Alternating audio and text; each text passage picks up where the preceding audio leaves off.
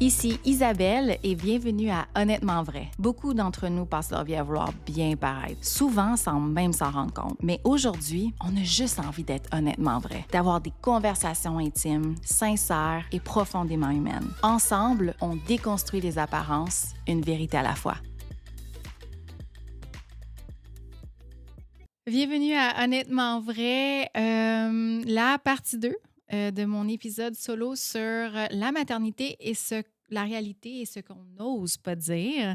Alors, vu que c'était quand même un épisode assez chargé la semaine précédente, la semaine passée, dans le fond, je continue cet épisode avec la partie 2, avec d'autres points que j'aimerais aborder avec vous sur ce qu'on vit durant la grossesse, durant la période postpartum, mais aussi ce qu'on n'ose pas vraiment dire à voix haute ou qu'on garde pour nous, puis on se demande si on est normal. C'est d'autres points que c'est ça j'aimerais aborder, puis qui est important à en parler. Le nommer, le dire, c'est important. J'étais rendue au point 4, puis c'était l'injustice entre les hommes et les femmes. C'est un gros point, ça. C'est un gros point parce que pendant la grossesse, pour moi, l'injustice entre les hommes et les femmes, c'est devenu beaucoup plus évident.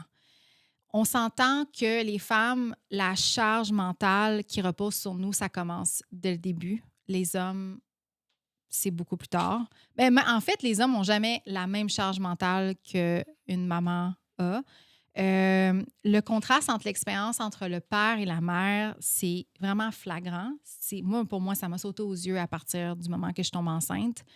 Et je trouve ça, malheureusement, ça peut cultiver un sentiment de haine envers le partenaire, envers les hommes. Puis c'est pas, là, je dis pas ce point-là pour entretenir une émotion de haine envers les hommes. C'est juste que je veux en parler parce que premièrement, ça fait du bien en parler, mais deux, parce qu'il faut le dire à voix haute, juste parce que c'est une réalité. Puis on le vit, puis c'est important d'en parler parce que peut-être que ça peut te faire sentir plus comprise, plus vue dans ta situation ou dans la situation que tu as vécue. Parce que oui, il faut le comprendre, on ne peut pas changer rien à ça. C'est de même depuis la nuit des temps. On ne peut pas changer comment un homme fonctionne puis une femme fonctionne puis comment notre rôle de père et de mère est dans la société. Mais c'est juste que on peut juste en parler ouvertement. Premièrement, c'est ça, l'expérience est vraiment différente entre les deux. Puis là, je vais expliquer un résumé de ce que ça... Juste pour vous montrer la différence. Puis c'est ça. Puis il y a pas... je suis pas en colère, là. Je suis juste... Pour moi, c'était flagrant, la différence. Fait que le père, il sème une graine, puis attend 9 mois sa livraison. Ça ressemble à ça, ce qui se passe avec le père durant la grossesse. Tandis que c'est la femme qui doit tout subir physiquement, émotionnellement, mentalement. Elle se sacrifie. Tu peux plus boire, tu peux plus manger de tartare ou d'huîtres, tu peux même pas manger des œufs coulants, tu peux pas aller dans les saunas, tu peux pas porter tes vêtements comme d'habitude. Bref, tu te reconnais plus dans ton corps, tu te sens grosse, tu te sens pas toi-même, tu te sens insécure. Puis là, ta vie change carrément. Carrément. Puis pour l'homme, ben, il peut continuer à vivre sa vie pendant ce temps-là. Il peut continuer à sortir, il peut continuer à boire, il peut continuer à entretenir son six-pack. Il peut tout faire. Là. Il n'y a aucune limite. Mais toi, tu as beaucoup de contraintes, puis tu n'as pas le choix. Il faut que tu passes par là.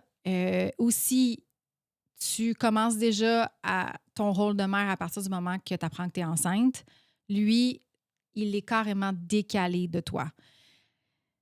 Fait que la réalité frappe pour lui le jour où le bébé est dans ses bras. C'est là que c'est bien réel. Peut-être qu'il peut le sentir à travers le ventre de sa partenaire, de sentir les kicks, mais c'est pas réellement là que ça change pour lui. Toi, par exemple, en tant que femme, tu dois vivre l'accouchement. Lui, non. Lui, ben, il se sent impuissant ce jour-là. Ça, par exemple, c'est un peu poche pour lui, mais il est là quand même pour toi. Cette journée-là, il y a tellement d'admiration puis d'amour pour toi, là, parce qu'il ne serait jamais capable de faire ça, lui. Jamais. Puis il le sait, là. Il va te faire des petits points de pression pendant que tu souffres, parce que... Puis là, en passant, toi, là, tu souffles là, comme tu n'as jamais souffert de ta vie. Puis là, il attend que le bébé sorte. Puis là, c'est pas fini là, pour la femme. Parce que pour toi, tu dois traverser le 4e trimestre. Apprendre à allaiter un bébé, à être sur demande au tout début quand même. Et là, éventuellement, retrouver ton corps. Fait qu'on s'entend que les 2 expériences sont drastiquement différentes. Un côté puis de l'autre. Et ça a été... C'est sûr c'est difficile au début à accepter. C'est sûr, c'est sûr que ça te donne envie d'être en tabarnak après ton partenaire. C'est sûr que c'est injuste. C'est sûr que toi aussi, tu as juste envie t'aurais aimé ça, mais là, lui, il continue. Puis là, toi, tu sens que t'es coincé, t'as pas la même liberté. C'est frustrant aussi parce que c'est difficile pour lui de comprendre comment tu te sens. Puis ça va être c'est impossible qu'ils te comprennent. Les hommes pourront jamais nous comprendre ou comprendre ce qu'on a vécu. C'est impossible. C'est comme, ils peuvent pas... Moi, j'ai essayé pendant 9 mois, même tout le long, presque une année postpartum, à essayer de me faire comprendre. Puis, malheureusement, je me suis jamais fait comprendre. Ils peuvent sympathiser, ils peuvent avoir de l'empathie, mais c'est difficile parce que c'est difficile de se mettre dans nos souliers. Fait que dans le fond, la seule chose, ce qu'ils peuvent faire, c'est de peut-être d'être plus solidaire, de peut-être de sortir moins, boire moins, d'être plus au même rythme et te supporter, t'épauler dans cette expérience-là. Essayer de comprendre le plus qu'il peut. Mais à part de ça, malheureusement, les 2 rôles sont vraiment différents. Le rôle de la mère est vraiment un rôle important dans la vie d'un bébé. En fait, tu es l'attachement principal. Mais tu sais, le rôle du père, c'est comme c'est aussi important, mais c'est comme plus comme un soutien. Mais je vois pas ça comme un rôle secondaire. C'est juste que on a chacun des rôles très différents. Je vais passer au point 5. Le deuil de l'accouchement rêvé. Ça, pour moi, ça a été... tu sais, je veux dire, on a des cours prénataux juste avant d'accoucher. On a un petit aperçu de qu'est-ce qui va arriver, à quoi s'attendre. On nous explique un peu comment ça peut se passer, c'est quoi les différentes options, etc. Moi, je me suis jamais attardée à un plan de naissance. J'ai pensé, à un moment donné, j'aurais aimé savoir une doula. Mais tu sais, je n'étais pas sûre. Je me disais, oh, mais ça va sortir de quoi si jamais ça se passe pas comme prévu, mais il faut que j'aille en césarienne. Tu sais, c'est comme, est-ce que la doula a fait quoi dans ce temps-là? Tu sais, je faisais, c'est une dépense de plus. Tu sais, je me demandais, tu sais, puis peut-être aujourd'hui, je tendrais peut-être plus, mais ça dépend de ma situation, mais je tendrais peut-être plus vers une doula. Mais j'étais toujours ouverte à ça parce que, comme j'avais dit dans mon épisode précédent, je sentais pas comme un support émotionnel ou une compréhension émotionnelle de la part du médecin. Je sentais que les suivis étaient trop rapides. Peut-être qu'une doula, ça l'aurait peut-être aidé pour l'accouchement, etc. Mais moi, c'est ça, j'avais pas de plan de naissance. Puis je me faisais souvent dire, ça se passera pas comme tu veux. C'est souvent, c'est pas comme... Fais-toi pas de plan de naissance parce que vraiment, ça va pas se passer comme tu le penses. Et dans mon cas, c'est vrai, ça s'est pas passé comme je pensais parce que, premièrement, c'était pas un moment magique. C'était pas comme j'avais espéré. Tu sais, un peu comme on voit dans les films, dans les émissions. Tu sais, la mère est là, puis là, elle a les jambes ouvertes, puis là, elle pousse, puis là, le partenaire il tient la main, puis il dit genre «Let's go, pousse, pousse». Puis là, elle est là, puis elle crie, puis là, elle pousse, puis là, ça. T'es comme «Ah!» Puis là, c'est beau. Je dis, c'est pas beau, mais je dis, c'est un beau moment à voir, là, tu sais, puis tu trouves ça magique, tu trouves ça merveilleux. Souvent, je regardais ça, là, puis j'avais la boule ici, genre, j'avais, on dirait que j'avais la boule dans la gorge, j'avais envie de pleurer, je trouvais ça touchant. Moi, ça s'est passé zéro comme ça. J'ai pas eu ce moment-là, malheureusement. Puis je me l'imaginais comme ça. En fait, quand je suis arrivée à l'hôpital, on m'a demandé as-tu un plan de naissance? J'ai répondu non. J'ai dit la seule chose, je veux l'épidurale, je veux le pot à pot, puis je veux pas de césarienne. C'était simple. Ben, j'ai eu une affaire sur 3. Fait que, en fait, j'ai eu l'épidurale. C'est juste ça que j'ai eu. Au moins une chance. Mais tu sais, c'est pas. J'ai pas. Les circonstances, comment ça s'est passé, j'ai même pas eu la peau à peau, t'imagines? C'est ça en 2025. En tout cas, fait que c'est ça. Ce qui s'est passé, c'est que moi, je suis rentrée, j'avais perdu mes os. Je suis arrivée à l'hôpital, j'étais à 1 cm dilaté. Ça a pris 10 heures pour dilater, pour popper de 1 à 4 cm. 10 heures, pas d'épidurale. Fait que moi, on m'avait dit, vu que j'avais déjà eu qu'on appelle ça, la cryothérapie, sur mon col de l'utérus, parce que j'avais déjà eu des cellules précancéreuses quand j'avais l'âge de 20 ans environ. On m'a gelé, dans le fond, à l'azote. Il me semble que c'est ça, en tout cas, en bas. Puis, on m'avait dit, écoute, tu as déjà eu ça parce qu'ils voyaient la cicatrice sur mon col. Il dit, dans ton cas, c'est souvent difficile, l'ouverture, c'est comme ça s'ouvre, tu sais. Fait que ça va peut-être prendre plus de temps. J'étais comme, yeah, merci, tu sais, c'est ça, genre, great. Fait que là, mais ils m'ont dit, quand ça va ouvrir, tu vas voir, ça va ouvrir d'un one shot, d'un coup. Fait que c'est vrai, après 10 heures, je suis passée de 1 à 4 cm. De même, bang. Fait que là, j'avais espoir. Mais tu sais, ils ne checkaient pas tout le temps parce que, ils ne voulaient pas me décourager. Puis deux, ben là, à un moment donné, c'était long. Là. Fait que là, quand que ça a popé, ben là, je me suis dit, il y a espoir. Mais moi, j'avais tout le temps dans ma tête, et si ça ne marche pas, puis si je dilate pas, puis si je ne vais pas jusqu'au bout, qu'est-ce qui arrive? Là, je regardais l'heure. Puis moi, je sais pas pourquoi, là, mais j'avais ce feeling-là qu'il fallait que j'accouche cette journée-là. J'étais comme, faut pas qu'on aille demain matin. Il faut que j'accouche. Puis, tu sais, pourtant, j'avais perdu mes os avant 4 heures du matin. Et tu sais, normalement, c'est 24 heures. En tout cas, ils disent qu'un premier accouchement, ça peut durer 15 heures. Ils disaient que c'était à peu près 15 à 18 heures le travail. Puis, je pense que c'est comme 4 heures pour la pousser quand c'est ton premier. En tout cas, moi, j'ai jamais poussé, fait que je l'ai pas vécu, mais ça peut être très long, ton premier accouchement. Fait que là, moi, j'avais un feeling, je regardais l'heure, puis j'étais comme, il faut que j'accouche aujourd'hui. Mais il y avait une raison, là, c'était pour la numérologie, puis la date de la naissance de mon garçon. Mais bref, ça, j'en avais raconté dans mon épisode 1, mais c'était vraiment, c'était, je sentais qu'il fallait que j'accouche là, puis en même temps, ça avançait pas. Et là, on m'a mis sur l'épidurale et pendant 5 heures, j'ai stallé à 4. Fait que là, à la fin, quand sont venus, mon médecin est venu me checker. En fait, en plus, c'était mon médecin qui me suivait, qui était de garde. Fait que c'était toute une coïncidence.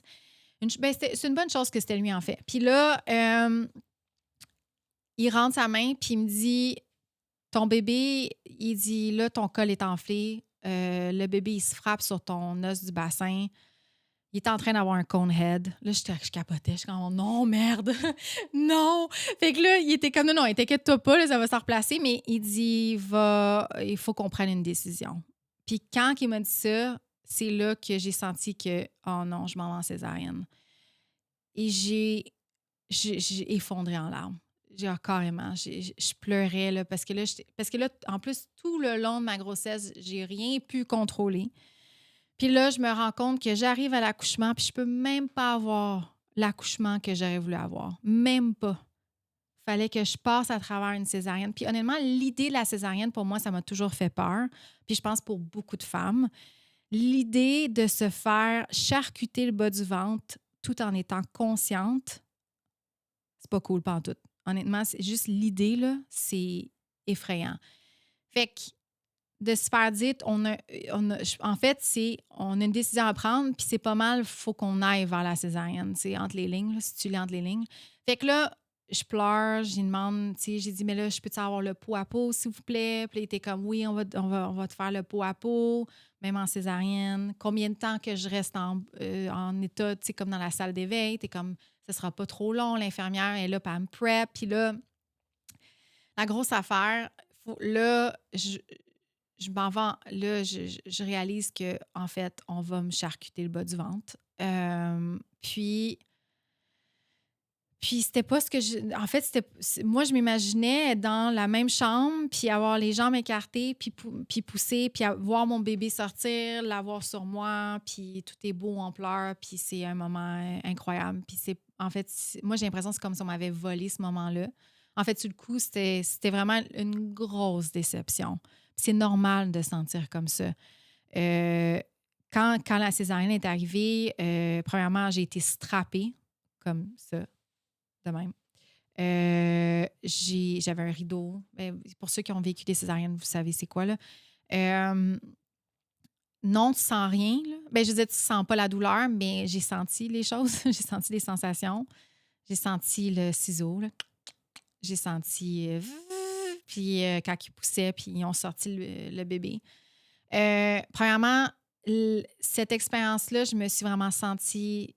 Pour moi, c'était une grosse déconnexion. Puis je m'en ai rendu compte par après, là, parce que c'était pas sur le coup, mais j'étais très déconnectée de ce qui m'arrivait. En fait, en y repensant, c'est un peu comme si je m'avais dissociée de mon corps. Puis ça, on m'a dit par après que c'est une forme de traumatisme. Là.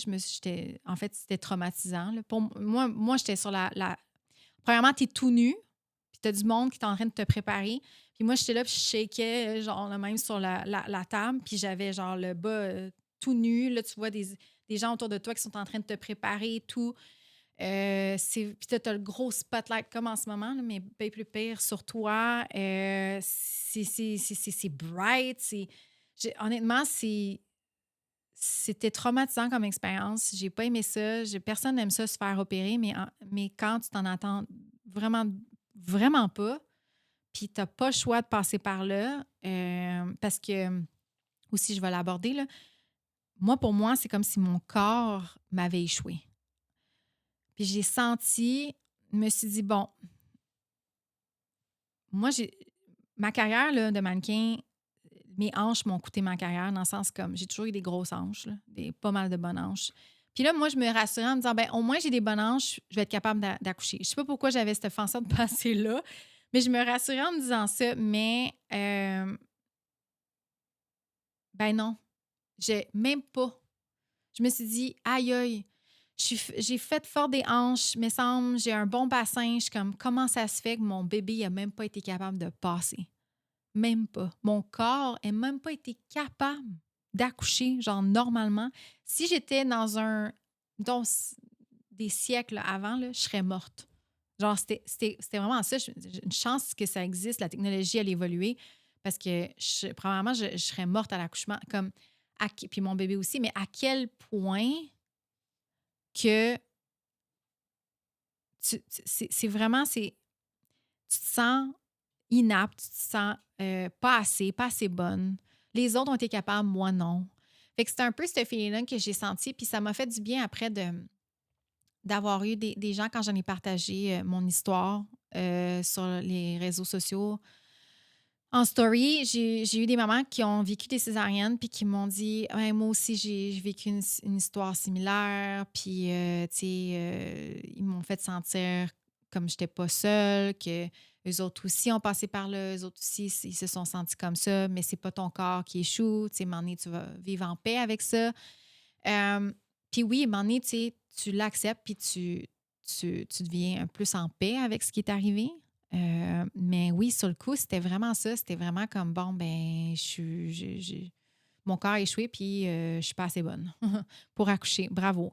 Fait que c'était ça. Puis, ben, finalement, j'ai pas eu mon poids à peau. Il est arrivé pour... ils ont sorti le bébé, ils l'ont montré au-dessus du rideau, tellement ça... Premièrement, t'es gelé, puis là, t'es carrément déconnecté. J'ai regardé mon bébé, j'étais comme, c'est ça mon bébé? J'étais comme... C'était pas pareil, là. Puis là, c'était pas magique. Puis là, il nettoie, moi, je le regarde du coin de l'œil, genre de la salle, puis je l'observe, j'essaie de voir, je comprends pas trop ce qui se passe. Quand tu accouches par césarienne, tu entends un bébé qui pleure, mais tu le vois pas. Puis là, il monte au-dessus du rideau, puis ça dure quelques secondes, puis après, il part avec. Puis là, quand ils sont revenus, ben, ils me l'ont présenté sur le bord de ma joue. Puis mon ex a dit, ben, il n'y a pas de poids à peau? Ils ont dit non, on n'a pas le staff pour ça. Ben là, j'ai genre fait wow, OK. Fait que non seulement, tu sais, je veux dire, quelle déception. Puis en plus, ça a pris 2 heures avant que je monte à l'étage, avant de pouvoir l'allaiter et tout. Fait que c'est mon ex qui a fait le poids à peau, mais moi, j'ai pas eu le droit au poids à peau à cause de ça, de situation. Ben, je comprends, c'est un samedi soir, là. Tu sais, je suis pas fâchée, là. Je comprends la situation, mais à le refaire, je pense que je planifierais les choses autrement si j'ai pas à faire. En fait, je pourrais avoir une césarienne planifiée la prochaine fois à cause de ma situation, mais à cause de ce qui est arrivé. Mais oui, c'est ça. C'est pas. Pour moi, ça a vraiment été un deuil à faire. Ça s'est tellement pas passé comme j'espérais, comme je voulais, puis même plus pire que je pensais. Puis même traumatisant. C'était traumatisant comment ça s'est passé. Puis ça a pris un certain temps parce que je me suis sentie très déconnectée de mon bébé. Puis ça, je pense qu'il n'y a pas beaucoup de femmes qui osent le dire. Parce qu'on se sent mal, on se sent comme une mauvaise mère ou que qu'est-ce qui se passe avec moi, je suis pas normale. Mais à cause de la situation avec l'accouchement, j'ai l'impression que ça a pris énormément de temps à bonder avec mon bébé. Puis j'ai l'impression que son père, c'était beaucoup plus rapide, beaucoup plus instantané, puis lui était en confiance avec ça. Moi, j'étais comme non, j'ai de la misère. Genre, je me sens déconnectée de lui. Je comprends pas. Mais ça a pris du temps. Ça a pris vraiment beaucoup de mois avant que je bonde avec, puis que, tu sais, je veux dire que je l'apprivoise, puis que je me sens connectée avec lui. Mais je pense que c'est à cause du résultat, dans le fond, de la grossesse, puis après l'accouchement, comment ça s'est passé. Maintenant, on va enchaîner avec le point 6, qui est, ça c'est un petit point, un gros point, non, ouais. Point 6, en postpartum, check bien ça. Entendre que le bébé ressemble au père et se sentir invisible. Ouf! Ça, là, ça, je suis désolée, mais c'est un point qui fait mal. Ça fait mal. Puis ça fait mal, je dis ça, puis je vais m'expliquer. Mais je pense qu'on le réalise pas. En fait, je n'y avais pas pensé pendant que j'étais enceinte ou même avant. J'ai jamais pensé à ça. Je pensais jamais que ça m'aurait piqué ou blessé d'une certaine façon. Et c'est en parlant avec des mères au début, quand je venais juste d'accoucher, là, j'étais en crash d'hormones, gros baby blues. Et là, je parle avec d'autres mamans, puis je me rappelle, j'étais avec mon amie, puis j'ai dit, genre, puis tu sais, j'allais pas bien, puis j'étais très émotionnelle, puis j'ai dit, je comprends pas, tu sais, quand que la famille de mon ex se dit, ah, il ressemble tellement à tel, puis par rapport à, il ressemble tellement à un membre de la famille, de son bord, j'ai dit, ça me fait de quoi? Comme on dirait, ça me fait chier. Ça me fait, genre, je- j'aime pas ça. J'aime pas l'émotion que ça me fait vivre en dedans. Puis elle m'a dit, hey, si tu savais comment moi aussi, là. Aïe, aïe, ça me faisait-tu chier quand que la mère de mon chum, qui dit: «Ah, il ressemble tellement, nanana». Puis là, les yeux: «Ah, il a tellement les yeux de son père. Ah, il a tellement la face de son père». Honnêtement, oui, tu aimes ton partenaire, tu veux voir ton partenaire en lui. Puis ça, je comprends ça, là, je comprends tellement ça. Mais je pense que c'est pas ça. L'affaire qui. Premièrement, tu es en crash d'hormones, tu sais, on va se le dire. Tu es plus sensible, plus vulnérable. Euh, de l'entendre de plusieurs femmes, de dire que ça, eux autres aussi, ça les froissait un peu puis que ça leur faisait un peu mal.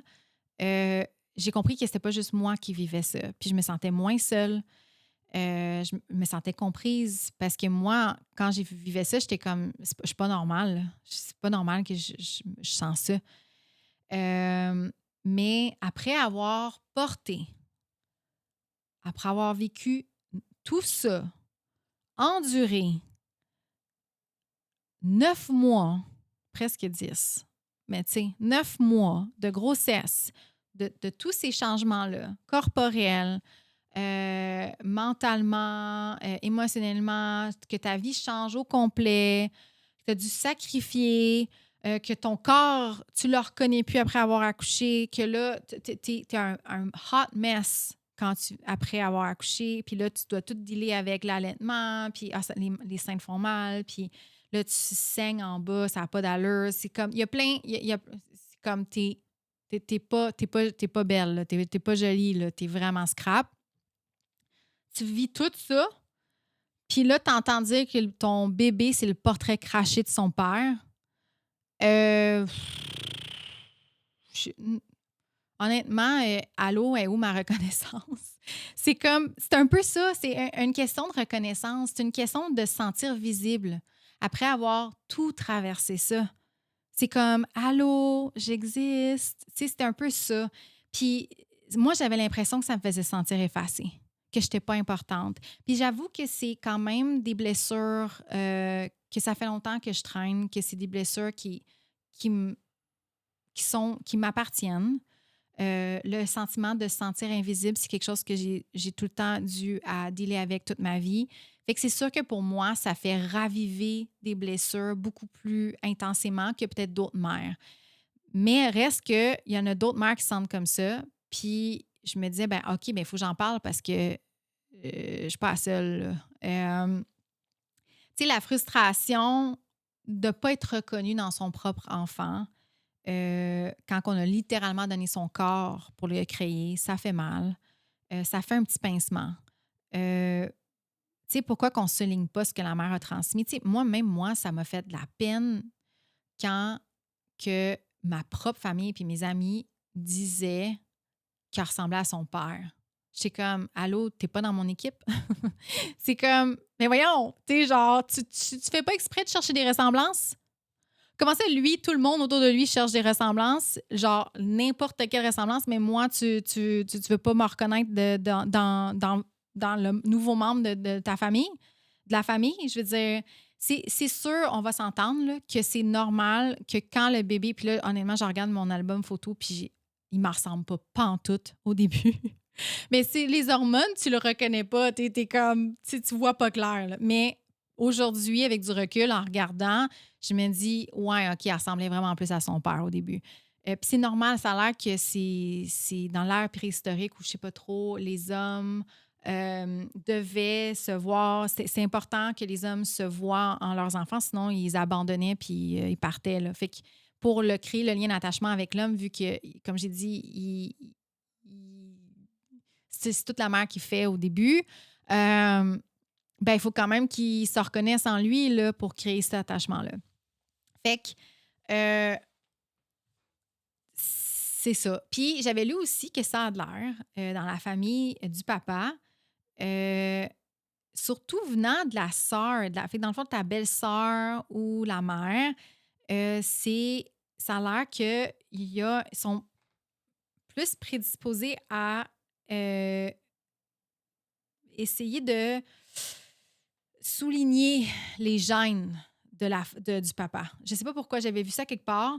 Vraiment, la famille, c'est une question de la fierté des gènes. Beaucoup. Il faut voir le papa dans le bébé. C'est important.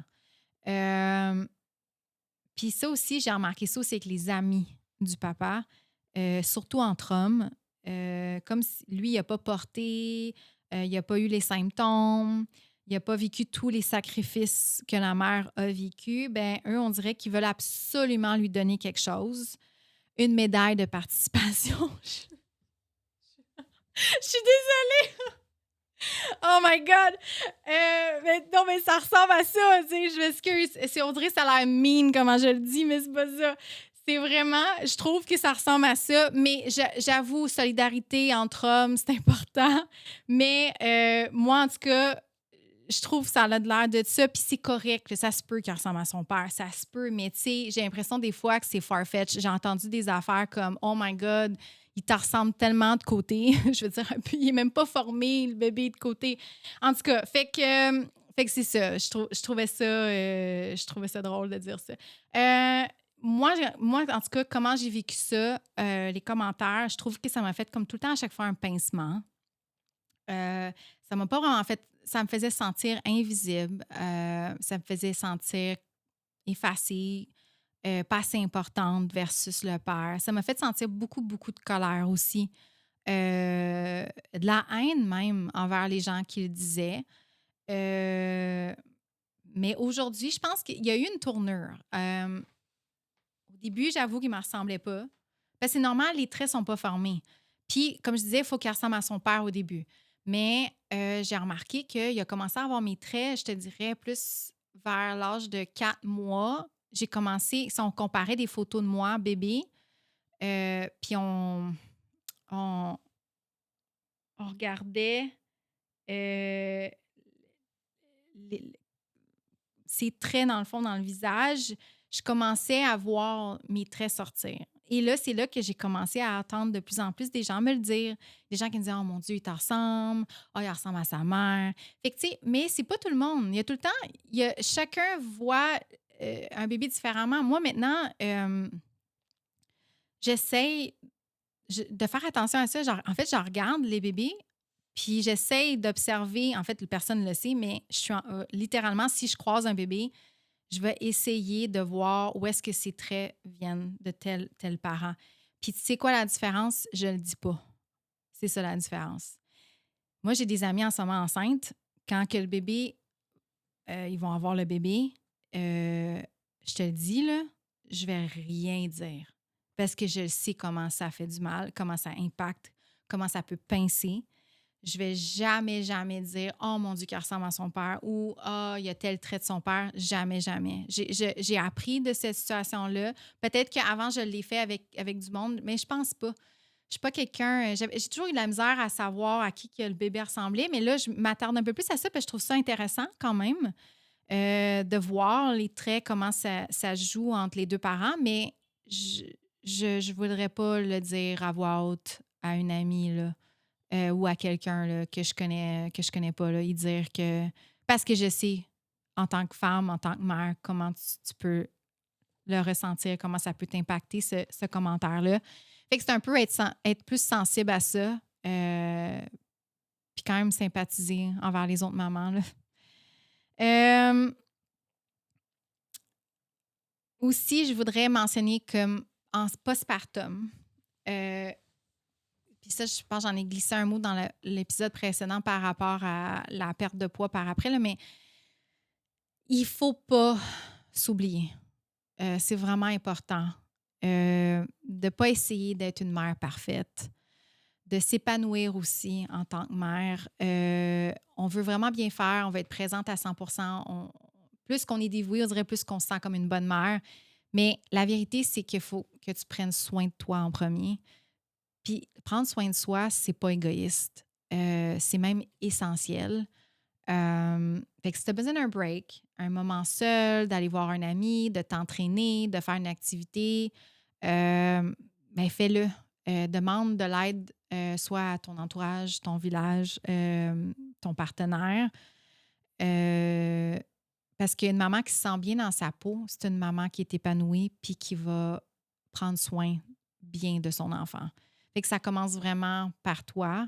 Puis c'est pour ça que moi, je me suis jamais empêchée de faire de m'entraîner ou de trouver du temps dans ma journée pour m'entraîner, d'aller marcher avec mon bébé. Si j'avais envie de faire une activité, je le faisais. Je veux dire, oui, tu as des limites parce que là, tu as un bébé à t'en occuper, mais tout est possible là, que m'en est éventuellement plusieurs mois après quand tu as accouché, tu peux demander de garder. Il y a beaucoup de gens aussi qui m'ont dit que c'est important de continuer à prioriser les dates, de ne pas oublier le couple. Fait que ça, c'est aussi quelque chose que je dirais qu'il faut que tu fasses. Ben, je te conseille de le faire. Moi, j'ai pas réussi, mais je te conseille de prioriser le couple puis de prioriser les date nights parce que c'est quand même important parce qu'on s'oublie assez facilement puis les tensions, il y en a beaucoup quand tu amènes un enfant à la maison, là. La dynamique, elle change puis il y a bien plus de tensions. C'est le chaos, là. Beaucoup plus qu'avant quand tu étais juste deux. Fait que, en conclusion, je vais faire un recap de tout ce que j'ai abordé. Dans le fond, j'ai abordé, depuis le début du premier épisode, j'ai abordé, euh, excusez, là, je me suis perdue dans mes notes, tomber enceinte volontairement ou par accident, euh, la dépression postpartum, la dépression prénatale, la déception du genre aussi, de faire le deuil du sexe qu'on aurait voulu, la prise de poids. J'ai parlé aussi de l'injustice entre les hommes et les femmes qui est devenue beaucoup plus flagrant à partir du moment que tu tombes enceinte, tu le vois bien plus. Le deuil de l'accouchement rêvé. Aussi le commentaire que le bébé ressemble à son père qui peut piquer. Fait que c'est ça, la grossesse, tu sais, c'est pas juste du bonheur, c'est pas juste des moments magiques, puis c'est OK de le dire, puis de le dire ouvertement. Ça fait pas, comme je dis encore, c'est pas parce que tu te dis que t'as pas aimé la grossesse ou que t'as pas aimé telle affaire que ça fait de toi une mauvaise mère ou une mauvaise personne parce que ou que t'es égoïste ou t'es difficile ou que t'es instable. Le monde va juger, le monde dira ce qu'il voudra. Tout ce que tu ressens, c'est valide. Ce que j'ai appris à travers mon expérience, puis ce que j'aurais aimé savoir avant, ben là, tu vois, j'ai appris de ces expériences-là. C'est sûr, si j'aurais à le refaire une deuxième fois, les choses vont être différentes. Mais écoute, c'est plein de leçons. En fait, la grossesse, pour moi, c'est transformateur. En fait, devenir mère, c'est transformateur, mais c'est bourré de leçons, là. La grossesse était bourrée de leçons. L'accouchement, la première année postpartum. Puis j'ai même pas fini. On n'a pas fini, là. Je veux dire, plus que l'enfant évolue, plus qu'on apprend. On apprend de nous, on apprend de eux. C'est plein de leçons à venir. Tu sais, j'aurais aimé ça aussi savoir que le premier trimestre, c'était horrible comme ça. Parce que honnêtement, il n'y a personne qui m'en a parlé. Hein. Il n'y a jamais personne qui m'a dit, je vous le jure, il n'y a personne qui m'a dit hey, le premier trimestre, c'est de la merde. Hey, le premier trimestre, là, hostie que c'est difficile. Il n'y a jamais où genre c'est le pire moment dans la grossesse. Moi, là, avoir su que ça aurait été comme ça, je ne sais pas que j'aurais fait quoi, là, mais c'était peut-être mieux que je ne le sache pas finalement. Mais c'est. Tu sais, il n'y a personne qui m'a prévenu à quel point c'était horrible le premier trimestre. Aussi, il n'y a personne qui m'a dit que tu continuais à perdre tes os pendant le travail. Parce que moi, je pensais qu'on perdait les os. Oh mon Dieu, j'ai perdu les os. Vite à l'hôpital. On arrive à l'hôpital, puis finalement, ça l'arrête. Mais non, c'est pas ça. Ça continue. Ça continue à couler. Puis là, il faut que tu portes un gros pad. Mais genre, puis là, tu te promènes avec un pad. Genre, il n'y a personne qui m'a. En fait, dans ta bobette, mais genre, j'aurais aimé ça, savoir ça. Il y a des choses comme ça que je n'étais pas au courant, puis que j'aurais aimé ça savoir avant. Me coucher moins niaiseuse, là, tu sais. Mais là, gars, je l'ai su en le vivant. Tu sais, je l'ai... Comment on dit ça, genre... tu- euh, c'est quoi dans l'affaire, là? Sur le terrain. T'apprends sur le terrain. Fait que c'est ça. Aussi, si tu peux allaiter 1 an, 2 ans. Il y en a qui allaitent juste quelques mois. Moi, j'ai allaité 3 mois. Il y en a qui n'allaitent pas du tout. Peu importe ce que tu choisis, ça ne fait pas de toi une plus bonne mère, une moins bonne mère ou une mère moins dévouée si tu décides de ne pas pantoute l'allaiter ou quelques mois. En fait, ça ne devrait jamais définir ta valeur comme mère. Ça fait juste toi une mère qui fait ses choix puis qui connaît ses limites. C'est ça la différence. Puis encore une fois, je veux le redire, ce que tu ressens est valide, peu importe ce que c'est. Puis peu importe ce que tu traverses, surtout durant cette période-là. Ben que là, dans le fond, j'aimerais savoir, est-ce que tu as vécu certaines de ces réalités pendant la grossesse ou ton postpartum? T'as-tu trouvé ça plus facile ou plus difficile que ce que tu imaginais? Viens m'écrire sur Instagram @Isabelle Péquin. Je serais curieuse de lire ton expérience ou honnêtement vrai. Et si cet épisode t'a parlé, n'hésite pas à le partager avec une future maman qui pourrait en avoir besoin. À la semaine prochaine. Merci d'avoir été à l'écoute. Bye! Merci d'avoir été là. Si cet épisode t'a touché, inspiré ou juste fait du bien, n'hésite pas à le partager. Je t'invite aussi à t'abonner pour ne rien manquer. Tu peux aussi venir me jaser à Honnêtement Vrai ou Isabelle Péquin sur Instagram. Et on se retrouve bientôt pour une autre jasette Honnêtement Vrai.